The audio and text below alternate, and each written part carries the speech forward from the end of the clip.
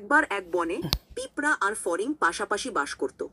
পিঁপড়া দিনরাত খাটাখাটুনি করে খাবার জোগাড় করত, আর ফড়িং গান গেয়ে নেচে লাফিয়ে সময় কাটাত।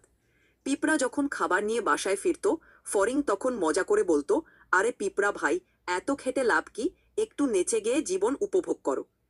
পিঁপড়া উত্তরে বলতো, আরে বন্ধু, এখন না খাটলে পরে খাবো কি। ফড়িং হাসতো আর বলতো, এসব পরে দেখা যাবে, এখন আনন্দ করো। সময় যেতে থাকলো, একদিন শীতকাল এসে গেল। ফড়িং ঠান্ডায় কাঁপতে কাঁপতে খাবারের খোঁজ করলো, কিন্তু কিছুই পেল না।